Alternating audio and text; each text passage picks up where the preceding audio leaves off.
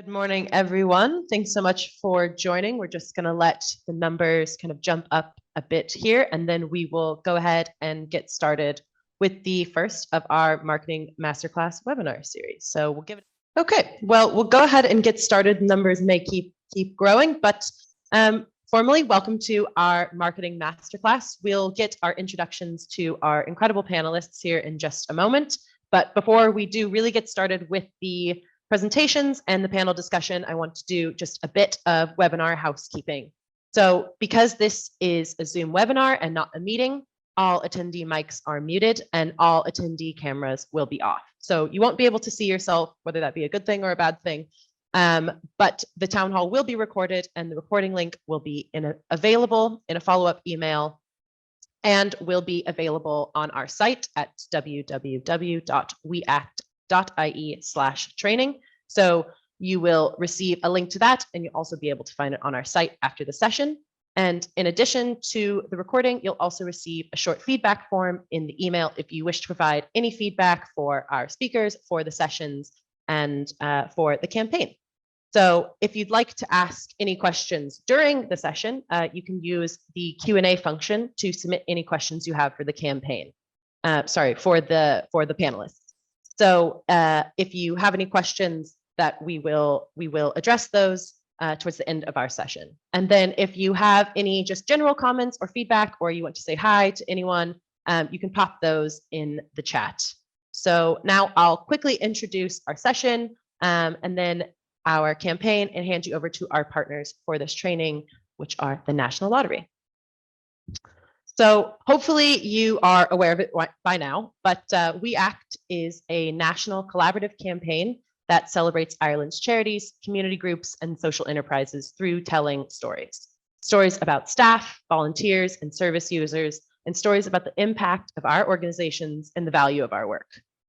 We Act is about championing the doers, those who take action, those who make change happen, those who build forward. We all know that this is something that defines our sector, and when we see a challenge, we rise to find a solution. We know we provide vital services in areas like health and disability, but we also plant seeds in the community garden and establish a sports club in our local community. We act by fundraising, volunteering, tweeting, and we act by being there. These acts of service are the very pillars of our society, and we want to make sure that this work doesn't go unseen. So We Act is a long-term campaign that has the aim of showcasing all that we do, and we're run by 5 different charities in the sector, which are Boardmatch, Docus, The Wheel, the Disability Federation of Ireland, and Volunteer Ireland.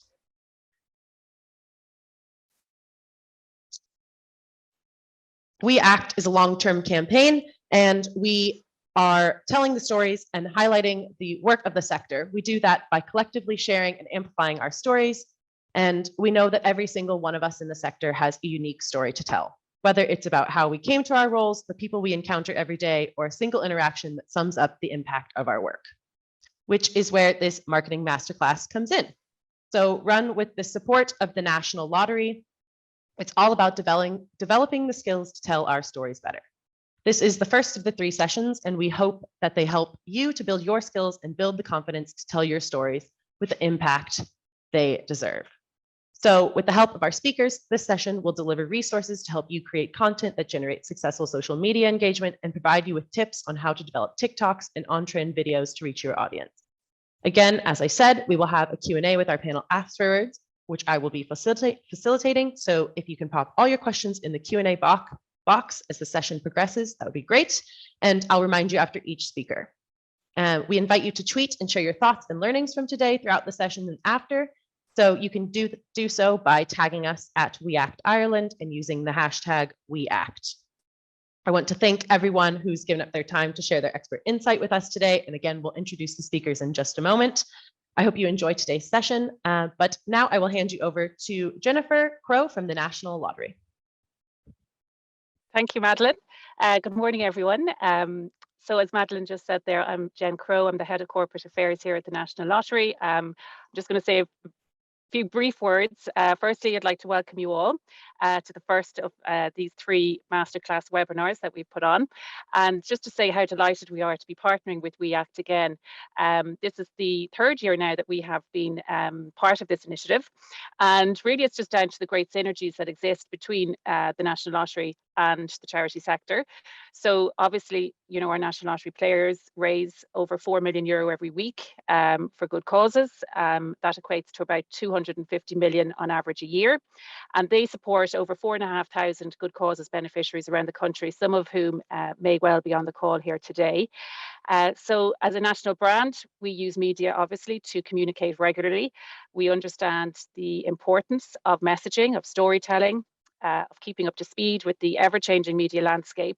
So we really hope that the topics and the speakers that we have put together for you this morning are really going to be of benefit to you in your day-to-day work, and that you'll take some kind of key practical takeaways from it.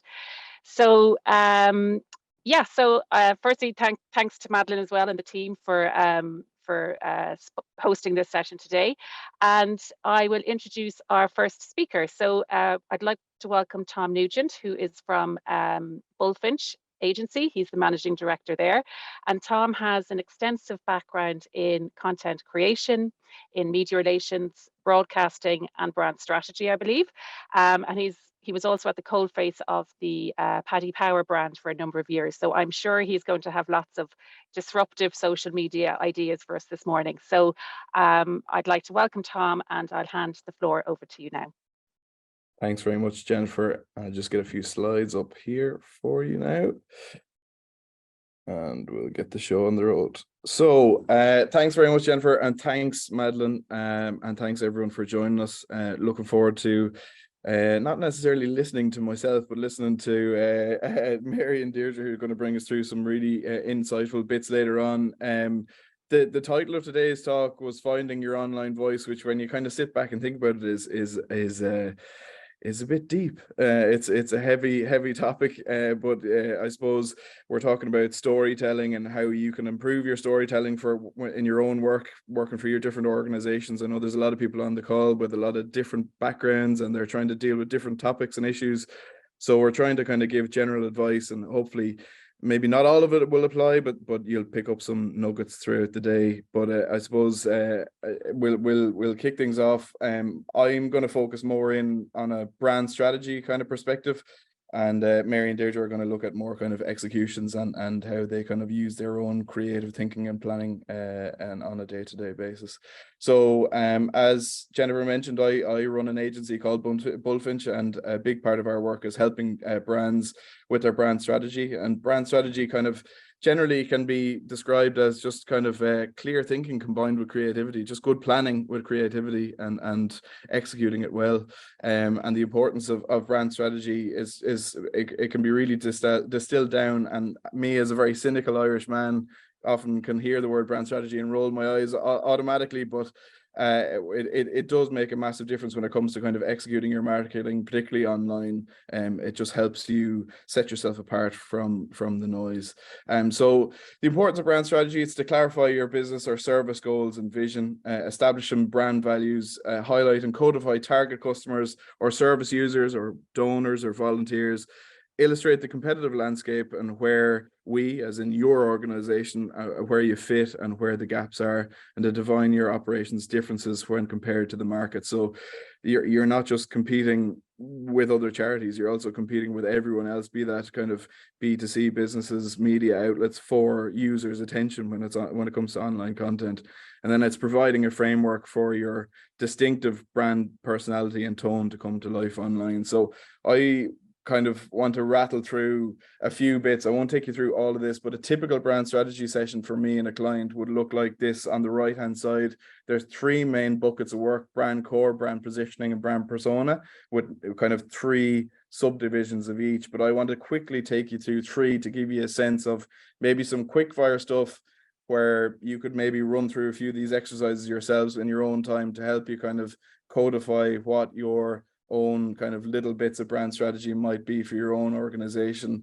It's not a fix-all. Businesses spend millions and millions of euros trying to figure this out for themselves. Not everyone has that budget. It's not realistic, but it's amazing, a little bit of time and thinking about it and writing it down so you and your colleagues can sing off the same hymn sheet can make a massive difference. So I'm just going to take you through a couple of little bits here. I'm going to take you through brand values, your positioning when it comes to your audience, and then brand persona, personality and voice, which ties into the title of today's session, Finding Your Online Voice. So very quickly, your brand values. Customers and users align themselves with brands that share their values, and basically we're looking to align words to what your organization is trying to achieve. What we do with clients is we get a stack of post-its, stick them up on the wall with 140 words. See some of the words on the right hand side: courage, collaboration, inclusiveness, diversity, equality, etc. And we basically put them into buckets as we're sticking them up on the wall. There's one column that's yes, there's one column that's maybe, and there's one column that's no. And you try and get through the 140 as quick as you possibly can. The yes ones will be very clear, but it oftentimes can find you maybe get 50 yeses, 20 maybes, and the rest are no's. But the interesting conversation with you and your team, if you get your team together, 4 or 5 people, or however many people it might be, maybe it's just you and your own, but is having a really frank and honest conversation about what words really apply to your organization and define how values that you hold dear. And the challenge is to kind of distill it down to 4 or 5 words if possible. And maybe the actual 4 or 5 words they're nice to have, but what will really come in terms of strategy is the conversation that you have about those 4 or 5 words and why they apply to your organization and how you can kind of distill it down.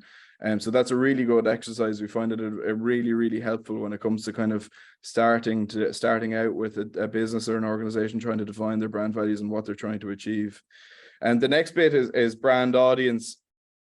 And this is useful just in terms of mapping how to reach the people you're interested in. So again, we literally draw kind of 4 quadrants on a board and try and come up with kind of building out a profile for each demographic. So say, for example, if you're assuming working for a charity, maybe build this profile out for a service user, a donor, and a volunteer. So do this exercise 3 times. Top left is the name or sketch.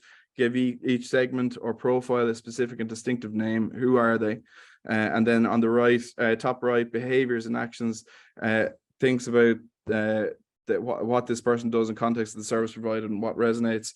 And the demographic details at the bottom left: age, education, where do they live, where do they hang out, what do they do in their spare time? And then bottom right is needs and pain points. What worries them? What is getting in their way of success? Or what do they need to make a decision? Or what do they need to make a change? Or whatever applies in terms of the context of your own organization. But that's a really, really useful exercise, because then you have a really clear, say you can profile quite clearly your typical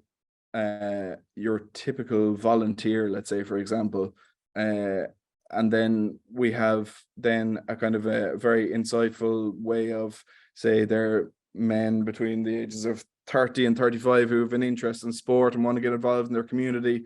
Well, how do you get involved? Maybe you kind of take out adverts with their GA club, or you kind of create content around sport in the community to try and reach those men, or you have a profile of those people and you build out an execution to kind of really drill into them and try and resonate with them as much as you can. And the girls will talk about executions a little bit more later on, but I'll keep moving here for now. And then brand voice is the next part. And this is just a helpful exercise basically on 4 scales to 0 to 10, map where your tone should be. So say scale 1 is humor. Should you be funny? Should you be serious? So let's say 0 is funny and 10 is serious. On that scale, where should you land? Same with formality, casual to formal. In writing or in broadcast or in video, what should your specific organization sound or read like? Should it be more formal? Should it be more casual? Respect, again, should it be cheeky or should it be respectful? Map where you think you should be in conjunction with your team. And then enthusiasm, should you be enthusiastic or matter of fact? This is a good exercise because sometimes marketing teams can be guilty of people joining and just expecting them to get it straight away. Just on why tone of voice matters. So we need to establish trust with a kind of a user base, or build a bigger community. Having a consistent tone across your online platforms enhances trust with potential volunteers and donors. You want to make things memorable, obviously, so a strong and unique voice makes you stand out in a sea of other charities, not just other charities, but also other businesses. As you said at the top, you're competing with other B2C businesses, media outlets, and other content creators as well. It's a competitive landscape. You're competing with other people for attention, so you have to be different. And even if you're not engaging everyone, you need to engage your own audience well. And then you need to be able to reflect your values with your own tone, defining your mission and communicating that message to your audience clearly and consistently, and then just driving brand awareness through consistency and through a strong tone drives recognition over time. And the bare necessities, Deirdre and Mary are going to talk about executions, but just in terms of your own away from strategy, what you should be doing is a bare essential. Just creating plans, building out your content calendar, staying across trends all the time. A couple of minutes a week is very, very well spent just figuring out what the latest trend is. I think Mary and Deirdre are going to talk a lot about short form video content, probably, which is a huge trend at the moment across TikTok, YouTube Shorts, Instagram Reels, etc. But that trend will change, and you need to make sure that you're ready to change with the trend, if that makes sense. And also, just it doesn't have to be a really complex measuring of KPIs, but if you're tracking your results, you will meet your goals. If you just track what you're doing week on week and consistently measure and think about, oh, why didn't that work? Why didn't this work? What can we change going forward? You'd be stunned at the amount of large businesses in Ireland and the UK that aren't doing these three basic things and expecting just to throw money at social and it'll work.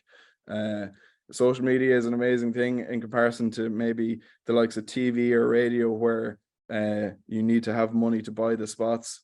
Smaller organizations can compete on social, but you just need to be putting in the basic groundwork into the foundations. So creating a plan, staying on trends and tracking results. Also, the algorithm is a very useful thing to know a little bit about. Again, a couple of minutes of research a week. The annoying thing about the algorithm is it consistently changes across platforms all the time. So just having a little bit of basic knowledge. The algorithm is just this, it's a word for the technology that makes people stay on Instagram for longer or stay on TikTok for longer. It keeps your content, it trends towards content that keeps people on the platform for longer, is what I'm trying to say. If you can spend a little bit of time understanding the algorithm, it's a little bit like the trends we spoke about. It changes, and you need to stay across what the algorithm is currently trending towards. That will really put you in good stead to achieve your goals on social. So just in conclusion, very quickly, so I can hand back before I rudely interrupted coming back in, but just don't underestimate the power of social media. It can really make a difference, and as I can say, it can be done on a budget. You don't need a massive budget for social. Explore some brand strategy techniques. Everything I spoke about earlier is available online for free. Just have a look around. But if you can develop a one-pager and think of it as like you're trying to deliver a brand Bible for somebody joining the team who's never worked with you before, it's a really good starting point, and it will make things a lot easier, whether it be new people joining the team, you've got consultants coming in, or you've got a new graphic designer, or you've got someone helping you film in social, or whatever it may be. If you can get your brand values and brand strategy and tone of voice pieces on paper, it will be a very, very useful tool over time.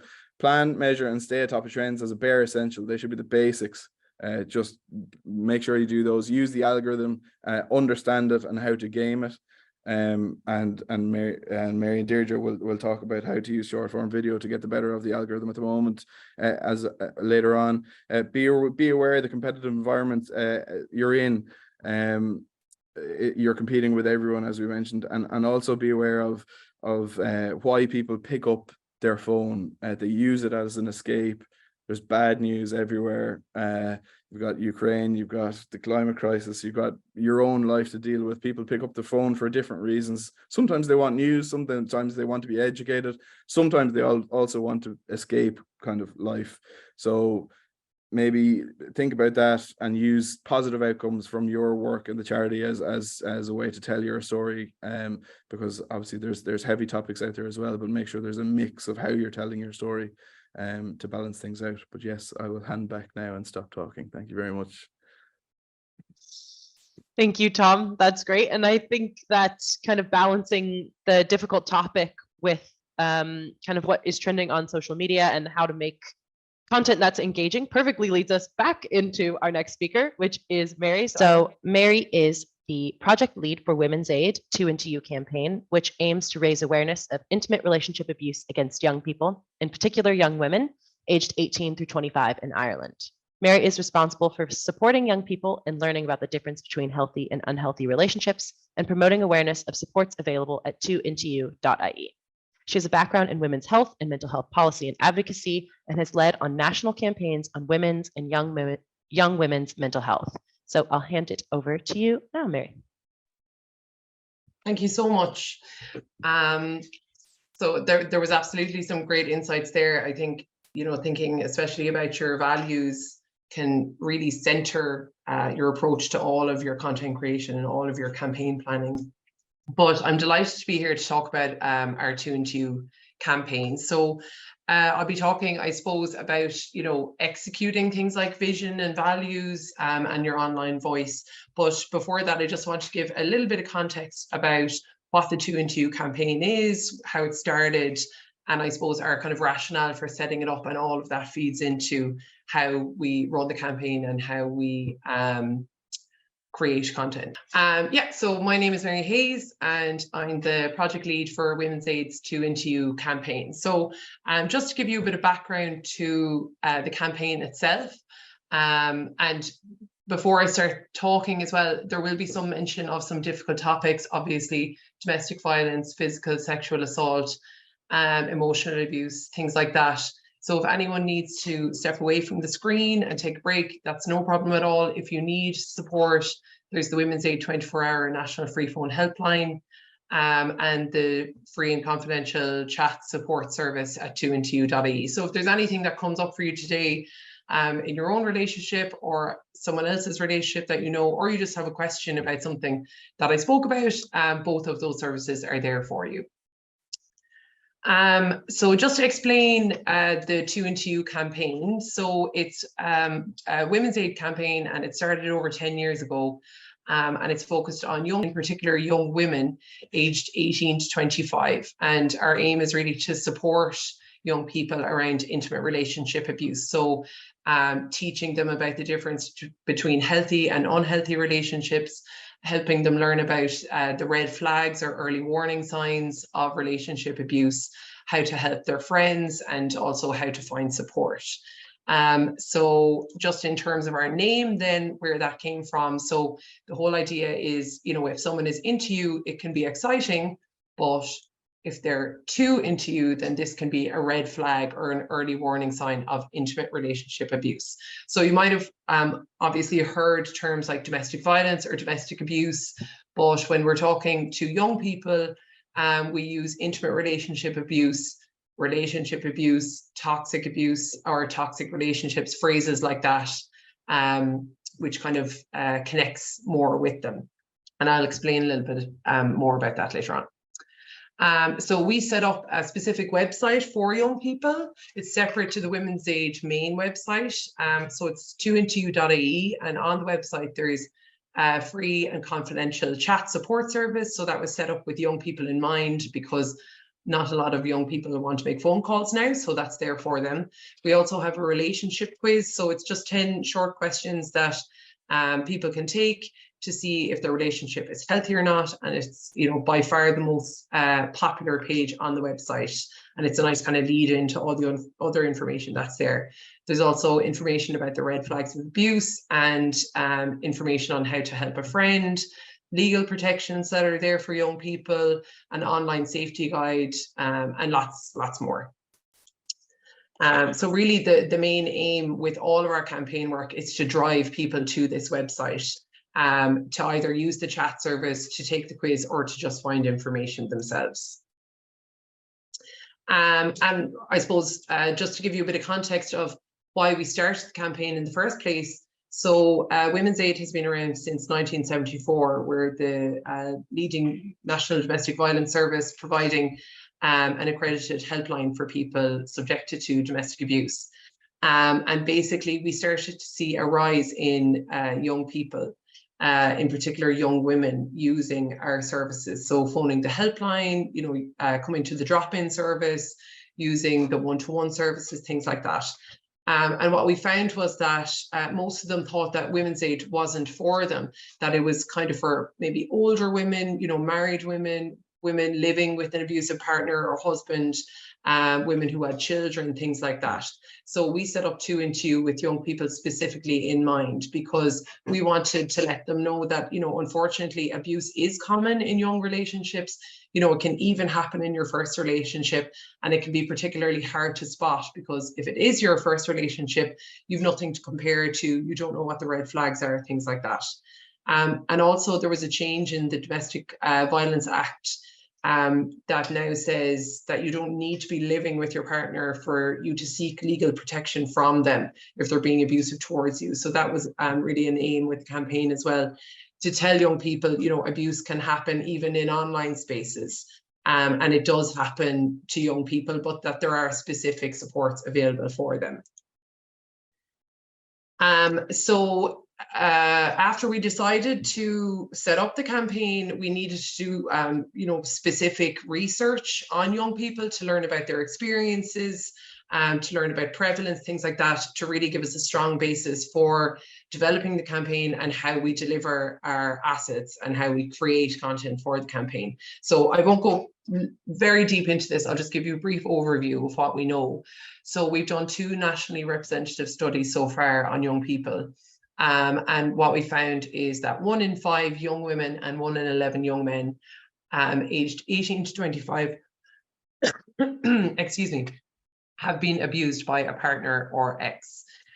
So we found that it's really a heavily gendered issue. And, you know, those stats are pretty shocking. Like 1 in 5 for young women is a very, very high number. And for the young women in particular, we found that it was really a heavily gendered issue, because all of the abuse that they had experienced was at the hands of a male current partner or ex. And then what we saw coming through from those young women were particular trends in terms of the types of abuse that they were experiencing, how they understood abuse, how they spoke about relationships, their tendencies to seek support or use our services, things like that.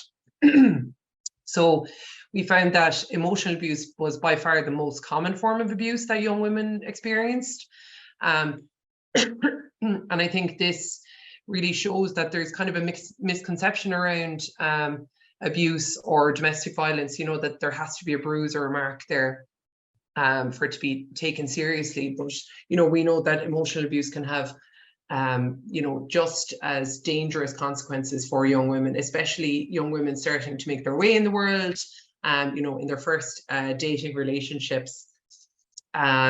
So, you know, raising awareness around the emotional side of it was really an important factor for us.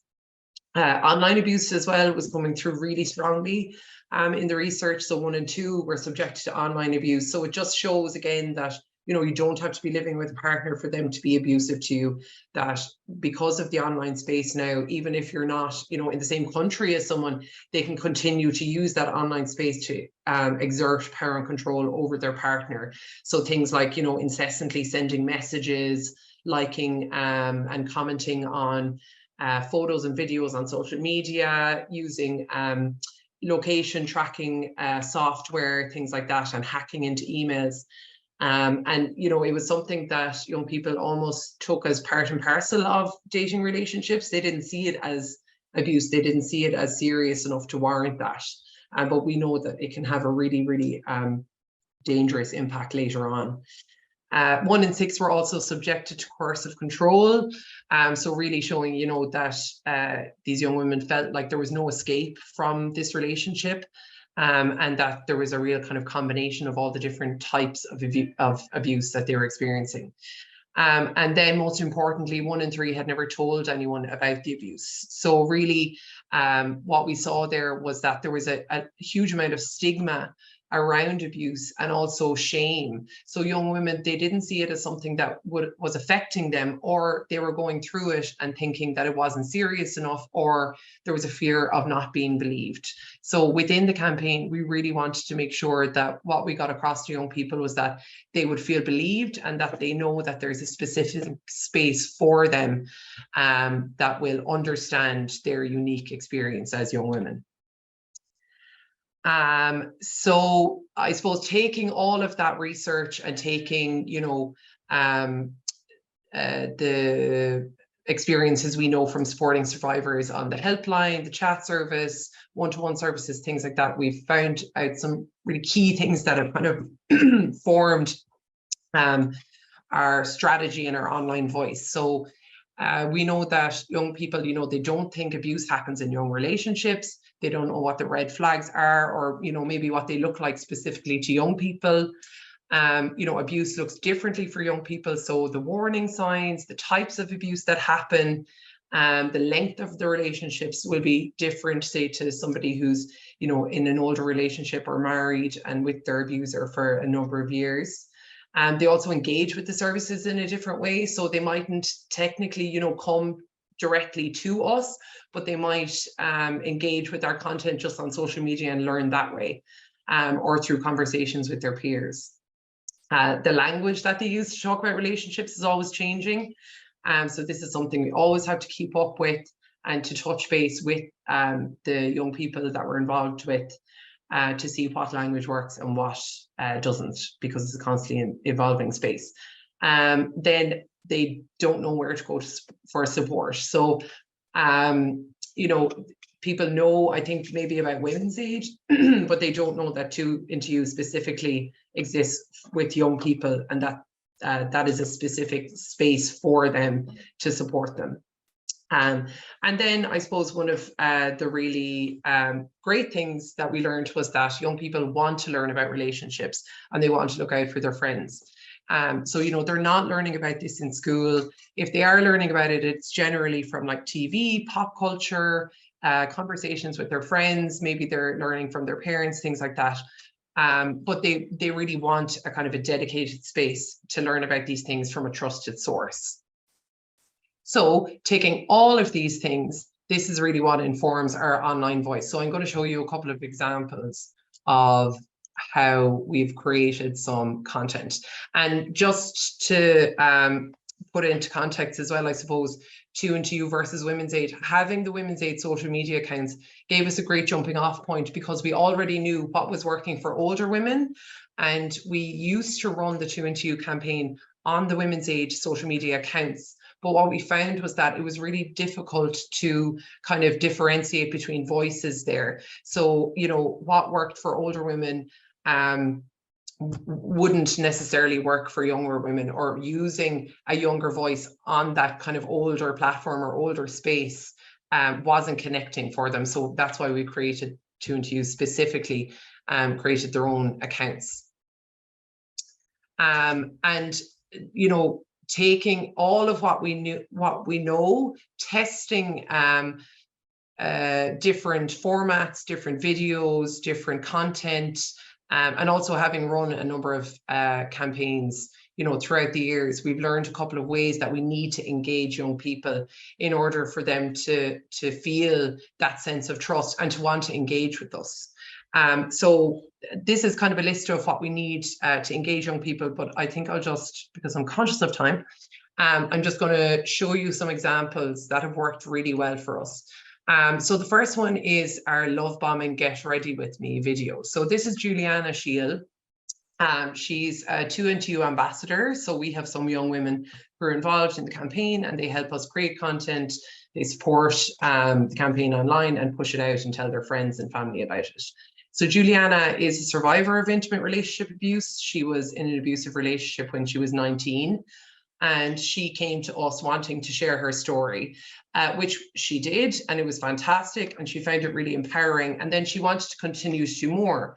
So she actually has her own makeup page. So she's a makeup influencer now that she started about a year ago. So one of the things that we wanted to do was kind of blend a learning space with a space that young people are already in. So Get Ready With Me videos are really popular online. They're really popular on TikTok, Instagram, and generally people will, you know, do their makeup or get ready and they'll talk about anything at all. So it's a nice way to kind of bring people in without shoving something down their throat that they, you know, mightn't necessarily engage with right off the bat. And the good thing about this is as well, with 2&2, we really have to have young people front facing. So we have to have young faces on there using the language that they use, talking about the relationships in the way that young people do. So having Juliana, you know, make this video herself really creates content that people can see themselves in, they can connect with, and they can reflect on their own relationships. Because it's one thing telling people about the red flags of abuse, or, you know, what something like love bombing is. Basically, it's a way that abuse starts out romantic, but it can turn very dark. But it's a way of explaining this in a way that's really accessible. So I'll just play a part of the video. I won't play the whole thing, but just to give you an idea. I want to talk about love bombing from someone who got love bombed and ended up in a 2-year abusive relationship. So you might start seeing someone and they're really full on. They're like buying you gifts, spending loads of time with you, doing everything right. So they'll kind of play a charade of becoming your perfect partner. You meet their friends, you meet their family, they meet yours. You're basically in a relationship within like a couple of weeks. The reason it's probably moved so fast is because they've been love bombing you and they're trying to lock you in, kind of. So at this stage, you probably feel like you know this person inside out. This is perfect. There's nothing unhealthy about this relationship. And maybe a couple of months in, things might change with. They might get jealous, they might have a temper, they might be pressuring you to sleep with them when you don't really want to. Things that people commonly excuse, and I excuse. I didn't really think they were that bad. I thought that happened in every relationship. And after that, it probably spirals into this boy being incredibly abusive. You probably know deep down he's being abusive, but you don't really have anyone to turn to. And your self-esteem is so low that you can't imagine yourself breaking up with him because you feel like you have no one else. Okay, so that's just a brief example, but you know, we can see there the tone. It's very casual, it's accessible. It almost feels like you're there with a friend having a chat and she's explaining the concept of love bombing to you. Because there's one thing about, you know, explaining love bombing in like an infographic with like lots of words, lots of text, but having Juliana there, it being very relaxed, you know, while she's doing her makeup. It's just something that has worked really well for our audience. And as well, the fact that she's a 2&2 ambassador and she signposts to the website at the end, you know, she has that backing of us being that really trustworthy source as well. Another thing just in terms of content creation, so using captions is absolutely essential. Majority of people now watch videos without audio. So, you know, having captions, it's not just good for people who are deaf or hard of hearing, it's good for everyone. And especially, say, if somebody is watching a video, maybe they're in the same room as an abusive partner, without having the audio on, they can take in that content and it looks like they're just watching a makeup video. So I'll move on to the next example, which is joining the conversation. So one of the ways that we found works really well is kind of moving into spaces that young people are already in. So for example, recently there was a lot of talk online around Jonah Hill, the actor. Basically, his ex-partner accused him of being emotionally abusive throughout their relationship. And there was a lot of people kind of lending their voice to the situation, giving their kind of 2 cents, which is fine. But I think people needed to know that there were spaces where they could come to that was a trustworthy perspective on this. So I'll just play a little bit and then I'll explain. Let's talk about boundaries in romantic relationships. By now, you've probably seen all the news about Jonah Hill. His ex-partner, Sarah Brady, released messages allegedly sent to her by Jonah over the course of their relationship, and she's accused him of emotional abuse. In the messages, she's told to take down social media posts of her surfing because she's in a bathing suit. She's told to stop modelling. She's told to cut off friendships with men and women that he sees as a bad influence. He allegedly said that these are boundaries for him in a romantic relationship. Let me be clear, wanting to control your partner is not a boundary. A boundary is a limit you set for yourself to protect your well-being. It's basically communicating the safe and healthy ways that you want to be treated by your partner in a relationship. So again, you know, there's something here that's in pop culture. People are talking about it. It's going viral online, but it's given us the opportunity to kind of lend our expertise in the space. It also, you know, meets them where they're at. So we don't assume that young people understand what a boundary is. We explain to them what it is, why it's important. And really, the aim here is to empower young people with the information they need to then pursue healthy and happy relationships. So, you know, a lot of the time we're just taking the content that we have on our website and translating it into a video, whether that's me just sitting, you know, conversationally chatting to the camera, or it's one of our ambassadors, you know, making a video with little short clips and pieces of text over it. There's a million different ways to create content. But this one worked particularly well because I think there was so much talk about it online, and people wanted the validation of hearing that, yes, this was an abusive situation, and if somebody is going through this themselves, that, you know, there is a support service there for them. How am I doing for time? If you want to go ahead for about 2 more minutes, Marian, then we'll Okay, pass it over to Deirdre. Okay, another example then of this was around Love Island. So, you know, always around Love Island, there's always loads of talk about the behavior of different people in the house. So at one point there was one guy in the house, and, you know, he was basically gaslighting one of the girls. Loads of people were chatting about it online. Again, we kind of lended our expertise into that space, and it was something that people could share. So this, you know, we didn't have a video, and I didn't necessarily have as much time to create a video. So all I did here was, you know, take a picture from Love Island PR and just record some audio over it. So sometimes you kind of have to work with what you have capacity wise and resource wise. Another example then is, you know, them seeing themselves in the campaign. So I'll just quickly show you.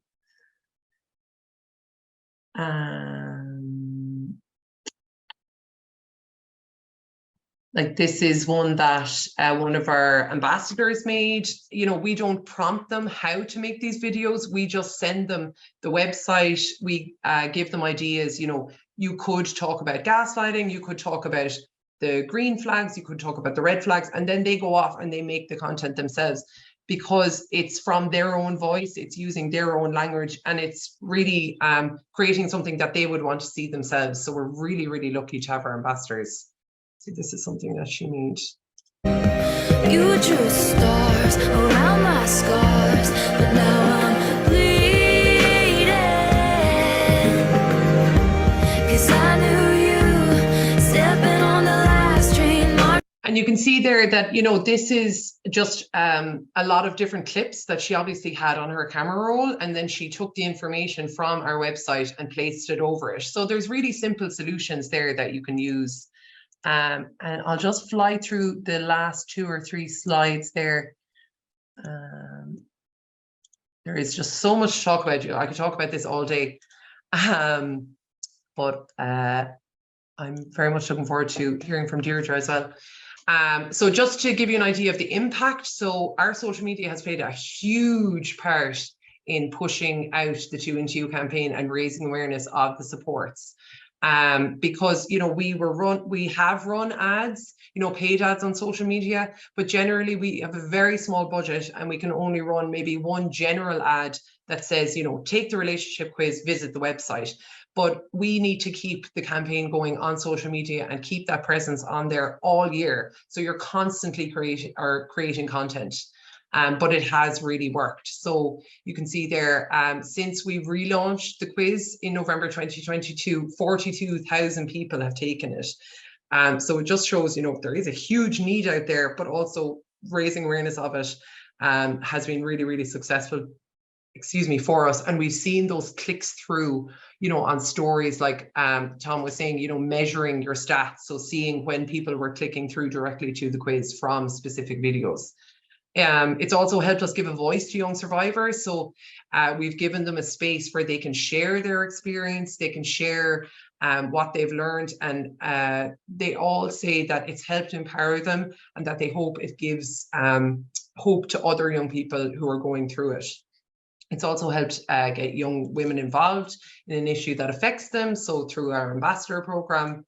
And, you know, it's really helped young people to pursue happy and healthy relationships. So, you know, that's the ultimate aim, is to empower them with the information they need to make decisions around their relationships. And if they're unable to make those decisions, to know that there is someone there to support them. But if you want to, I don't have time to talk about that, but that's okay. Tips for NGOs, these are all, we can chat about this in the Q&A. The last thing then, there's loads more videos on our social, so please do go and have a look. Because there's some nice examples of ones that, you know, have a bit more production value, ones that are much easier to make. But please do give us a follow and share, because you never know who might need it. So that's me. Perfect. Thank you so much, Mary. That was really insightful. And you gave us a really clear idea of how your research of your audience has really influenced your online strategy and how it's made you more connected with them. And then also just thank you for sharing about the incredible work that the campaign in Women's Aid does, and for sharing those resources with us. It's really great to be able to highlight 2 charities with us today in the series. So we've got a few questions kind of popping up in the Q&A. Again, I'll just remind you, if you have any questions, please feel free to put them in. We'll try to get to as many as possible, or kind of group them together in the kind of types of questions that we have. But before we move on to our discussion, I will pass you on to our final speaker, who is Deirdre Kelly. She is the head of digital marketing at Spun Out, and she leads their digital marketing team. She has over 4 years of experience in the not-for-profit sector, and in 2021, she joined the Spun Out team as their digital marketing manager and was promoted to head of digital marketing just last year in 2022. Congrats, Deirdre.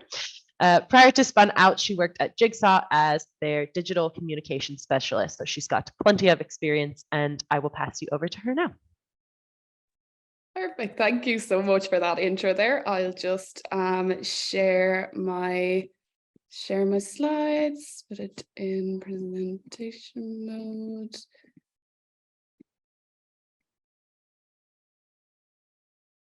And lovely. Can everyone see that there? I'm all good? Yep, that's perfect. Brilliant. Thank you. So yeah, thank you for that intro. I am the head of digital marketing at Spun Out, and I'll just do some little intros for anyone that doesn't know who Spun Out are.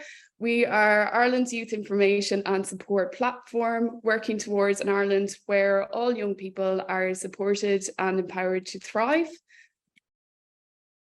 And we also have like a sister service as well, Text About It, formerly 50808, which is a free anonymous 24/7 messaging service, which provides everything from like a calming chat to immediate support for anyone that might be going through some mental health challenges.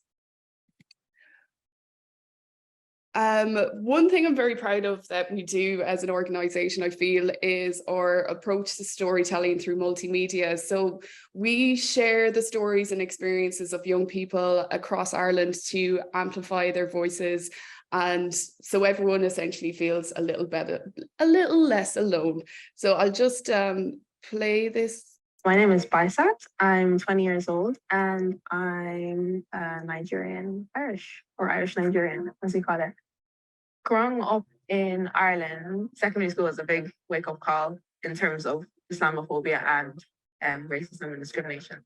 When I started secondary school, I, instantly started to be aware of like race And I think that's when I kind of, I wouldn't say accepted my faith, but more kind of embraced the identity of, you know, like being Muslim, being Black.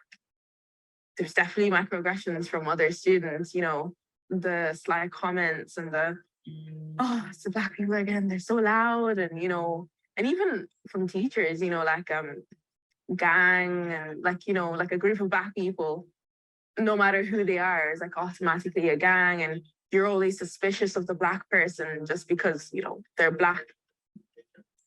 Racism was definitely a huge kind of thing that I won't say shocked at, but like, you know, I had to start getting used to. I've always kind of said this thing where I feel like I'm too busy being Black to be Muslim for people to notice that, hi, I'm Muslim too, you know? And I think in secondary school that was definitely the case, you know? Okay, it is 6 minutes long, so I won't play the whole thing, but just to give you a general idea of some of the work that we're very proud of. On to my next slide. So then our impact as well. So in 2022, over 2 million people visit our website, and over 1 million watched our videos as well from our campaigns throughout the year. Our sister service Text About It also had almost 50,000 tech support conversations with people in Ireland. From our campaigns throughout the year, I've just put in some little examples of the creative there. On TikTok, we've reached over 800,000 young people, and on Instagram and Facebook, we reach over 900,000. And this year, we're on track to beat that again. I'm in competition with my last year self. So on to the parts that you hopefully find useful. It's kind of finding our voice on TikTok. And now I'm by no means saying that we have it all figured out, but we have definitely learned a lot from using the platforms, from trial and error, trying new things with it. And I'll share some of that with you all now. So the challenge starting out, the sad Kermit meme, it's something I refer to, but this represents me in my 30-somethings about a year ago, maybe 2 years ago, trying to adapt to TikTok and what is this all about. So it was certainly adapting to the changes in how young people consume information and access support.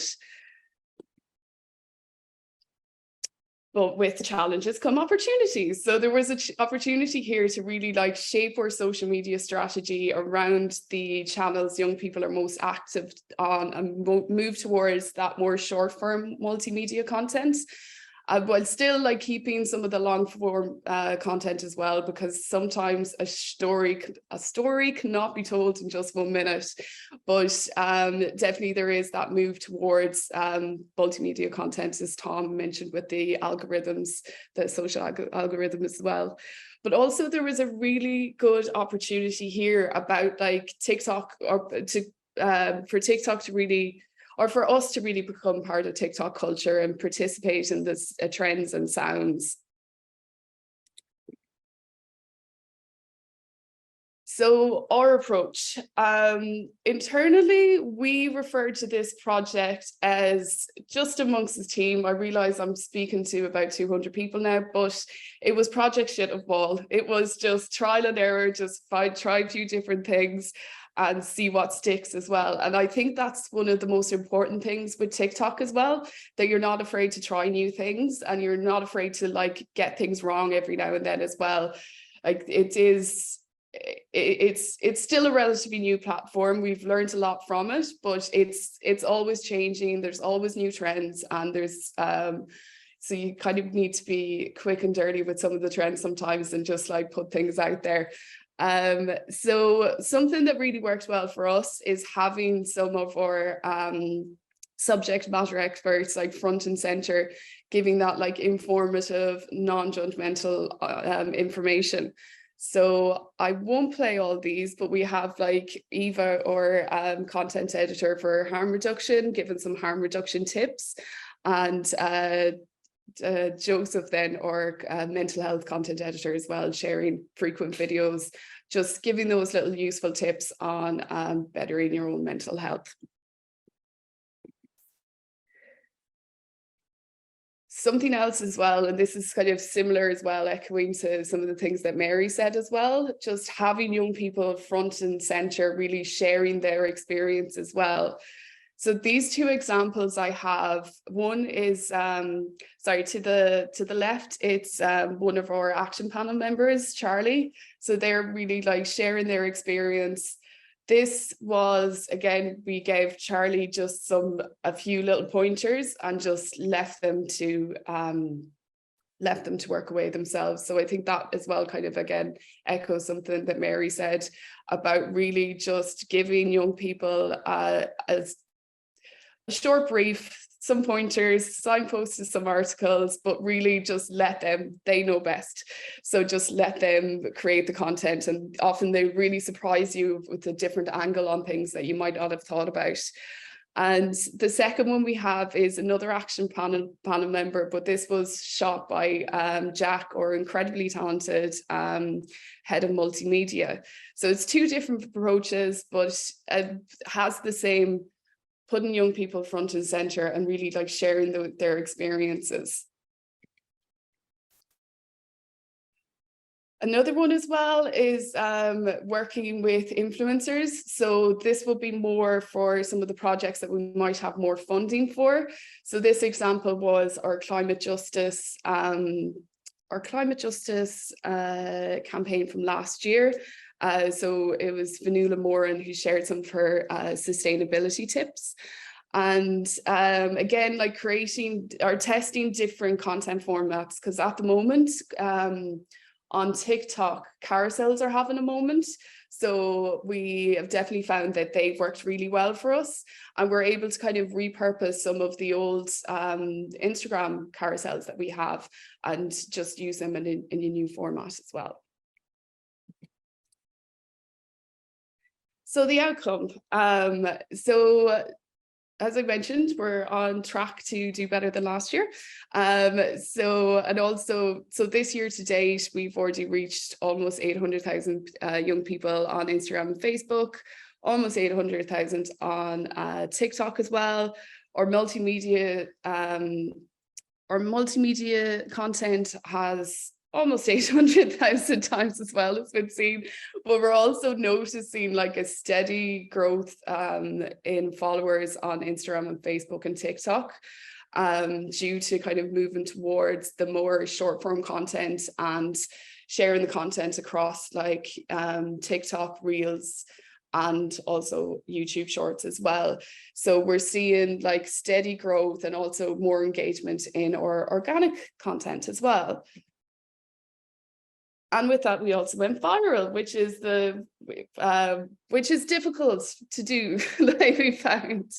But it was just something from a campaign that went out on organic and just really took off. So that's just one example of how well some of our organic content has been doing on TikTok. I think it's very different to all different platforms before, whereas before with Facebook, if something was doing well, you put some spend behind it to boost it. But with this, it's if you do well on TikTok, it just takes off and you don't need any budget behind it. So some tips and resources that hopefully you find useful.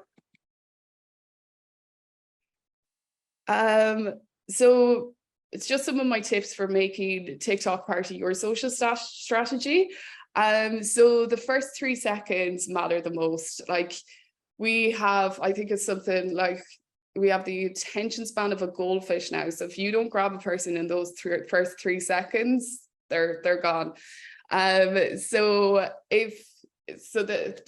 are just some of the best practice things that we found has worked quite well for us.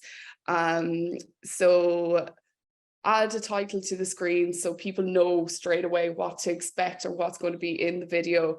Have a hook, a little attention grabbing hook. Also similar to Mary's video there with somebody putting on makeup, that's a really good way to kind of draw people in. So if you start with an action, people will stay to see what ends with the process. So if somebody's there making a cup of coffee or someone's doing makeup, it's just a really good strategy to hook people in. Tip 2, use the in-app features where possible. So this is better for TikTok SEO if you use as much of their features. So you edit in the app, use the effects like green screen or any of the voice effects, and add all the text and everything within the app as well. Tip 3, love a bit of A/B testing. I do. So as I said, like trying new things and A/B testing them, I found really useful during my time at Spun Out as well. So one thing we do is like A/B test things that have, or we found like if we A/B tested something that had a like explainer straight away in the first 3 seconds versus something that hadn't, like it definitely, we've proven through our A/B testing that those 3 seconds are really crucial. And just when repurposing content as well, to make it more native to the TikTok platform. Tip 4, embrace user-generated content. So people really relate to seeing people on social media and seeing people that look like them as well and share stories like them as well. So if you have that access to young people, get them to create content, just let them loose, and they just come back with brilliant things as well. So one thing, and finally just have fun with it. Like it is social media at the end of the day as well, so you can get like bogged down with all the figures, and of course you want to like improve results throughout, but if you're having fun with it, that could be seen to the audience, and the figures go up anyways then. So sorry, that is also make TikTok part of your team culture. That is our little slay emoji. I started using the word slay a lot now. So, but it's just, we've kind of adopted a culture where we're all like sharing different trends. We're like, have you seen this? Have you seen that? And I have to credit my social media manager for this, where she has really got above and beyond to making like TikTok part of our culture. Like Molly came in and she's just said, it's like, well, we have to be talking about TikTok because I'm not going to stop talking about it, and now we're all talking about it, so it's been great. So then just some final points as well on like creating an engaged audience. So again, with kind of tone of voice, for me, I would adjust the tone of voice sometimes. Like it is very useful to have that like core brand, what is your tone of voice? But I would say sometimes it needs to be adjusted a little bit across the platforms you're using. Like I wouldn't use the same tone on LinkedIn as I would for TikTok, or even, but at the end of the day, we know our audience is young people as well. So it's, 2 different audiences there. But I think for TikTok, it's like important to use the language that's more native to the platform as well. Like, for example, POV. And also just be authentic. The videos with people should be friendly and informal, like somebody talking to a friend, or like you will be talking to a friend. And also just listen and respond. The TikTok comment section, it's a bit wild, but it is also like a really good place to, when people are commenting, to get ideas for further content. And there's also a really good opportunity to kind of read the comments for future content, but also to stitch videos and reply to comments as well. So I just have some little resources there as well. So I have some, I think it's really good advice for TikTok as well. It's just like be in the app. I know I have more time than I care to admit just spent scrolling on videos for research purposes. But there's a TikTok ads library where you can search through some of the ads that competitors might be running. There's also TikTok not-for-profit case studies as well, if you want to look at some examples of what other not-for-profits might be doing as well. Also find for video editing, like CapCut is really good, and it also has like a lot of those like trends and templates. But with the great thing about TikTok as well is like you only need a phone. Like you can have as limited, like you can have a quick turnaround with them, and it allows you to kind of respond to things as well quite quickly. So yeah, that is my TED Talk on TikTok. Perfect. Thank you so much, Deirdre, for the humor and the memes in that presentation, but also giving us that information about the impact that you've been able to have. It's incredible. And it's clear it comes from such a well-informed strategy, but it also, because you have that strategy, you have the space for that trial and error and to test things out, which is so important on social media.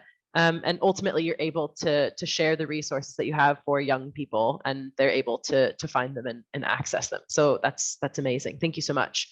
So now we've got about 20 minutes for discussion, and we've got loads of questions for the panel. So we'll try and get to as many as we possibly can. And I think something that all three of you touched on, and obviously the theme for this session is finding your online voice. So I might start with a kind of broad question here.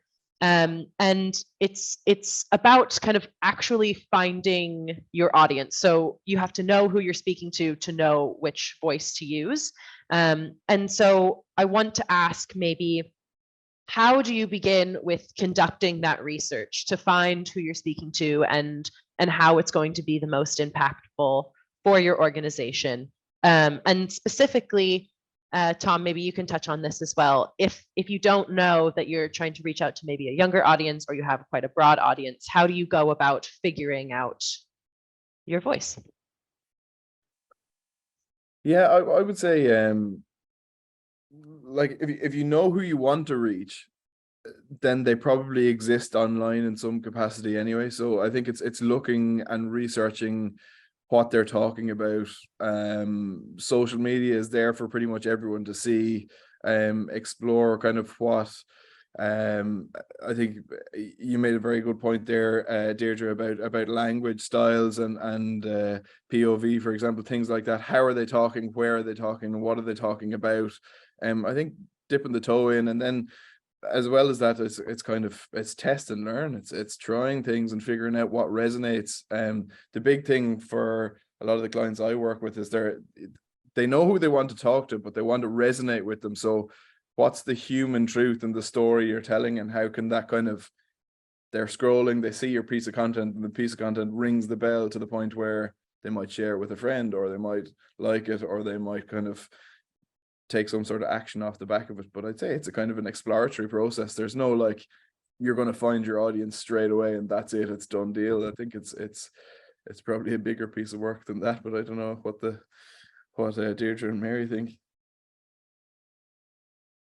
I would definitely say as well, like, focus groups are really useful in like really gauging what your audience is interested in. So I suppose we're quite lucky in that we have the action panel of young people. Like, all of our content would be youth proofed and guided by young people. So we have them to like proof everything, and with anything, with all the digital campaigns as well, like where I might think as someone in my 30s, this is the way to go. It's usually good to get I'm a bit outside the youth audience, so it's good to like bounce those ideas off young people when you have that access to them as well. Yeah, and I suppose for us, like, young people are our main audience, but we kind of have secondary and third audiences as well, because young people, they're going to have parents, older siblings, cousins, aunts, uncles, so we're also trying to get across the message to them, and kind of tag on to the audience that we already have on the Women's Aid pages. Because while they mightn't necessarily want to follow Two Into You, they'll follow Women's Aid, but they'll know that the campaign exists. So like, there are certain pieces of content that we'll create with those kind of secondary audiences in mind. or say, for example, you know, young people as peers. So not necessarily the people who are directly impacted by abuse, but people who are worried about their friends. So one of our campaigns completely focused on, you know, looking out for a friend and how to talk to them, and how to check in on them. And, you know, we created a whole guide and a page on the website and specific content around that. Now, funnily enough, that campaign didn't work as well as the others, which just goes to show, you know, the importance of trialing things and going with what works. So I have a sticker on my laptop that says, is it working? Just to always remind myself, like, if it's not working, there's no point doing it. So with that one, you know, it was a real learning, because what we realized was we were kind of putting the horse in front of the cart, or the cart in front of the horse, sorry, because we were assuming that people already, you know, young people already understood what the red flags are, that it was an issue, that it was important, that it could be happening to their friends. So after that, we decided to, you know, refocus and just concentrate again on people directly affected by it. But by speaking to those people, other people are going to understand it as well.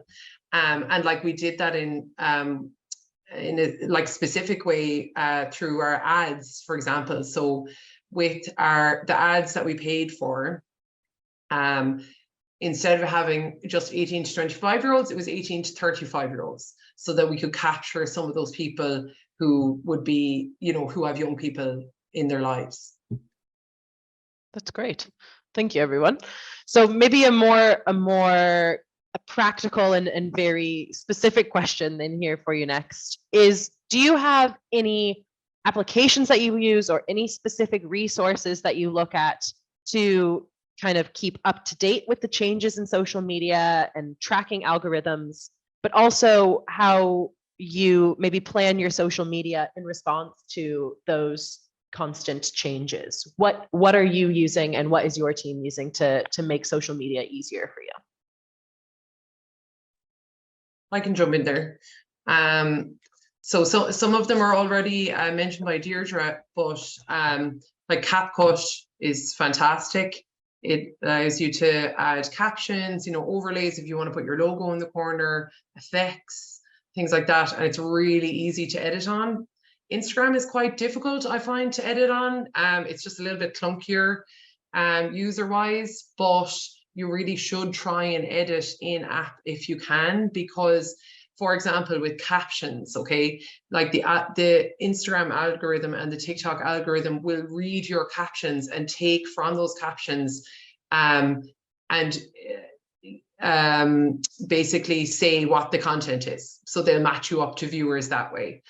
So if you add your captions in CapCut, the algorithm isn't necessarily going to see that within Instagram or TikTok. But you know, sometimes the apps don't work for everyone. So I can't, for some reason, get my captions working on TikTok. So I have to do my captions on CapCut, but I'm able to do them on Instagram, you know. Another one is, like, obviously this might be a no-brainer, but to have Canva Pro for NGOs. So Canva offers a free account for their pro level to all charities, which is fantastic. So you know, you get access to all of their templates, their videos. They have stock videos and things. Like we had we basically had a girl record some of our survivor stories, which sit on our survivor stories page on the website, which is fantastic. And it's, you know, a really popular page on the website, but we wanted to bring it over to the socials. So I was like, okay, how do we do this when we just have an audio file? So all I did was find some stock videos that worked on Canva, edited them together and put that audio over it and added the captions. So, you know, that was a nice kind of easy way of doing that. But like having Canva Pro is brilliant, and they have a whole suite of ways to learn, you know, video tutorials and everything. Another one is, I might be shot for saying this, but ChatGPT. I found it to be so helpful in writing captions.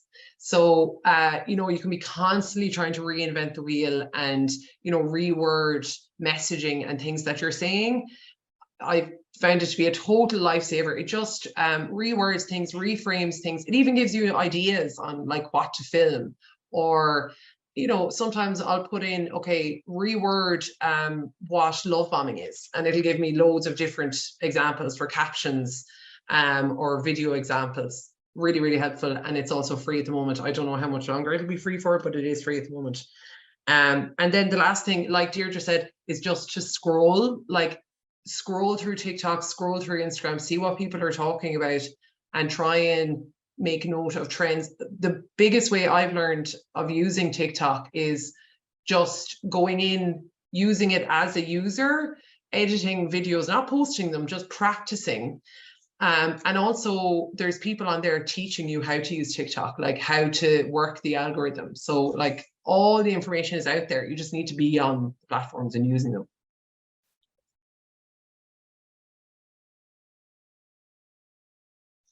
Great. And do you, Deirdre or Tom, have any other resources on kind of the actual maybe planning or where you're finding kind of inspiration, or where you can find, other than maybe scrolling, inspiration or how to keep up with those trends? I also echo that in ChatGPT. It's great for just like getting the ball rolling and sparking ideas. But also for like scheduling social content, we would use Loomly, which I find really good for like planning out the content and scheduling.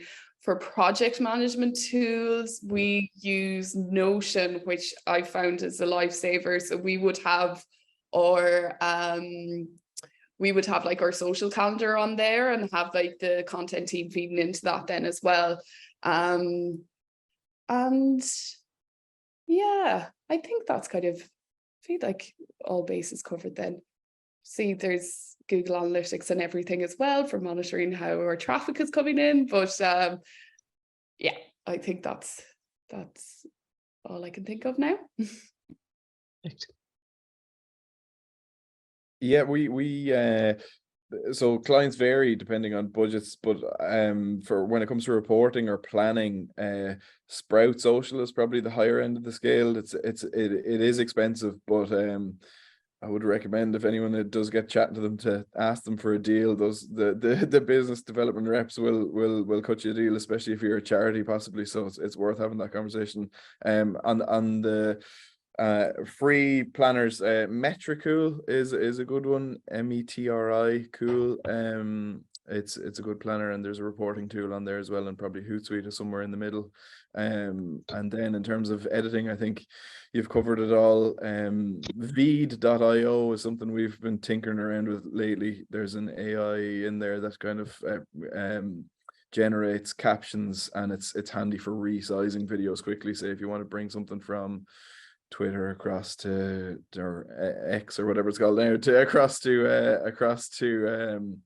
Instagram Reels or whatever, that's a handy one. We're just having to play around with that in the last couple of weeks, but all the rest of the bases are covered, I think.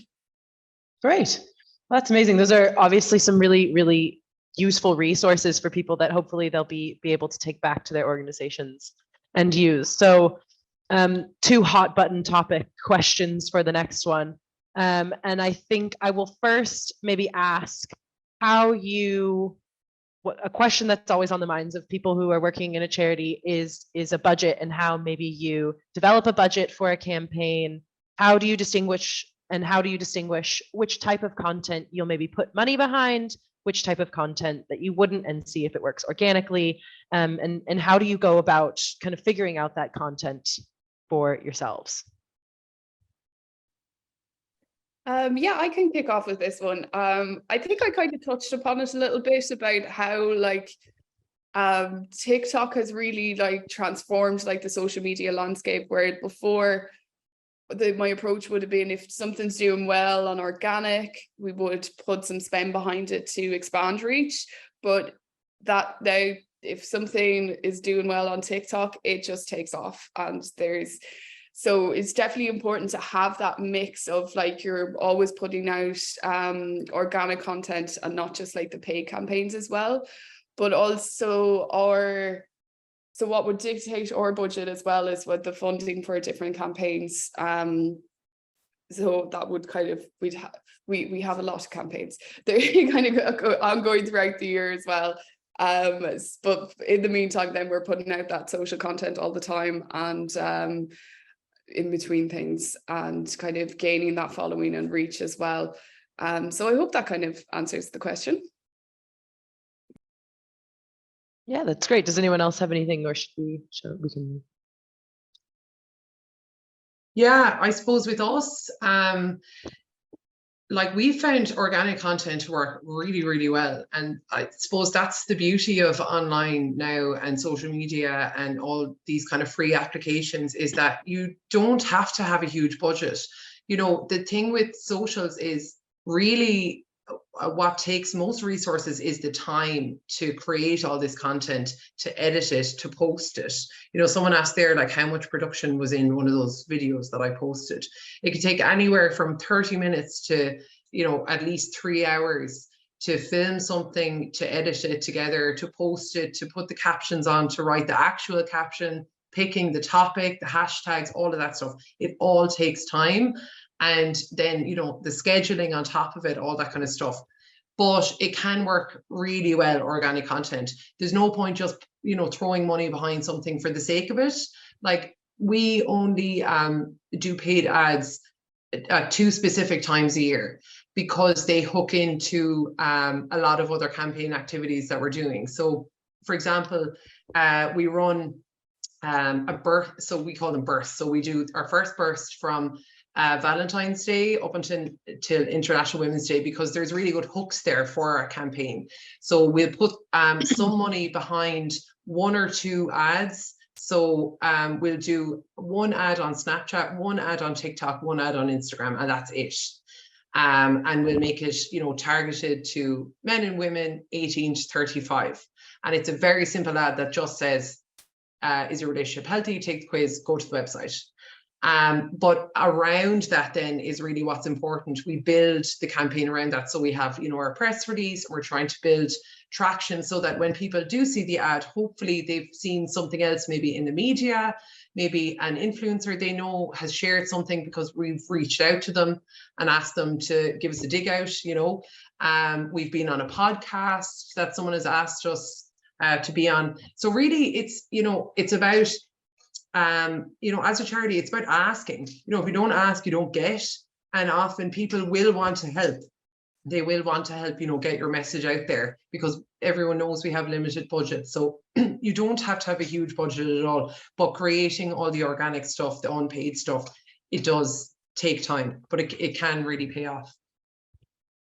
Absolutely. So I know we've only got a few minutes left here. So there's loads of questions, but one that has come up a few times, and something that I know organizations will be dealing with, obviously, like 2&2U and Spun Out, you deal with some difficult topics, and that can be either triggering for people or it can be isolating. So how do you figure out how to plan content around that? And also, how do you respond to anyone who may be negatively commenting on those posts while still maintaining your voice as an organization? I can take the online the negative comments vote anyways, because that is definitely on TikTok, especially that there can be a lot of horrible comments, really. So, and we would, like, as we said, we have like young people at the forefront of like our campaigns and or video content as well. So our biggest priority as well is protecting that young person and not exposing them to horrible internet trolls, basically. So we would filter all our comments now on TikTok. So we mightn't have always before, but then that was you'd be searching on a Saturday to make sure everything's blocked and things might get past them. So now we just have a system where the only comments that go out are the ones that we approve. Because from my experience, I feel like trolling has actually got worse as well, and I feel a lot of the time like it's kind of more directed towards women online as well sometimes, which is really disappointing to see as well. So that's kind of how we approach that. And But dealing with sensitive topics as well, we would always make sure to have like trigger warnings in place as well. Like we're planning at the moment for our upcoming suicide prevention campaign. So if you have those trigger warnings in place for that, and it is that balance of like dealing with difficult subject matter, but also doing it in like a way that is hopeful and shows like it shows it's hopeful and, you know, inspires empathy as well. So yeah, I think there is like a way of doing that, which thankfully like some of our content editors are wonderful at getting that approach as well. So.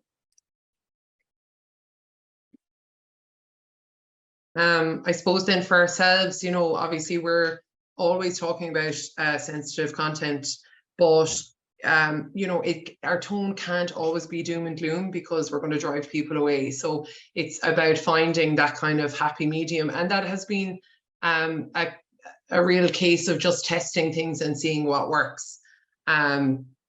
So like, for example, one person was talking there or asked a question about, you know, using trending audios.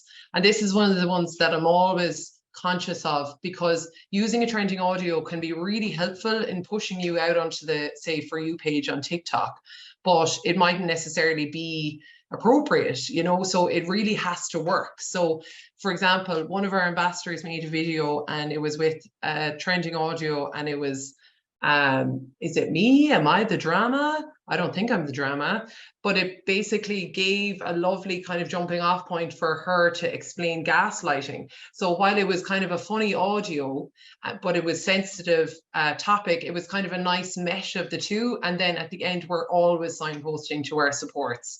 And similar with comments then as well. I suppose we haven't figured this out yet either, but our main priority is to protect the people who are on our platforms and their young people subjected to abuse. So to be honest, we just delete them. If there's any negative or trolly comments or abusive comments, we just delete them, because we don't want, basically we want to show that we have a zero tolerance approach to any form of abuse, you know, be it online, be it sexual harassment, misogyny, racism, anything like that. We just don't accept it, so we just delete. There we go. Well, Tom, I don't know if you want to, I know we've coming up just a couple minutes over our time here. If there's any last kind of thoughts you want to add there. Just on the trolling comments, I think zero tolerance is the only approach. And there was one client in particular that we've done work for over the last couple of years, and their comments on all platforms for a while were like shocking, and eventually it did improve over time because those people were just weeded out, and they're very successful on socials now, and everything's fine. But I think delete, block, and report is the only way forward when it comes to that kind of stuff. Well, there we go. Sorry to leave everyone on the topic of negative comments. Unfortunately, we do have to wrap up the session. We have a million questions, and I'm sure we could go on, as you said, for hours and hours about this. It's such interesting content. It's been a really fascinating discussion, and I've certainly learned a lot. You've provided some incredible resources, and hopefully everyone who has attended today leaves feeling a bit more confident in creating content for their own organizations. So thank you to our speakers for your expertise and your time. Thank you to our partners at the National Lottery as well. So just a reminder to everyone, we'll be sending on recording of the session after this, and you will also be able to find it on our website at www.ie/training. You'll also receive a feedback survey in that follow-up email, and we would love to hear from you if you have any comments about how the session went, or if you have just any insight, we would love to hear it.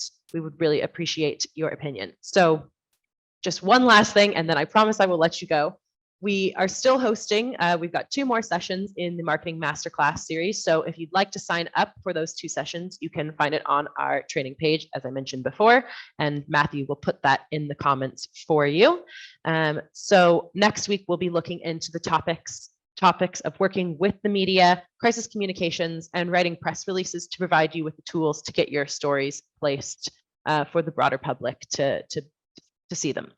And following that, our final session will deliver information, ideas, and resources to boost your SEO, drive meaningful traffic to your website, and keep your audience engaged by creating web content. So again, if you'd like to sign up, you can visit our page, weact.ie/training. And if you have any questions about the campaign, about WeAct, or if you'd like to share a story with us, you can send an email directly to me at madeline@wheel.ie. So thank you so much, everyone. I really appreciate you coming today. Thank you to our speakers. And again, thank you to our partners at the National Lottery. Thanks, everyone. Thank you so much. Bye.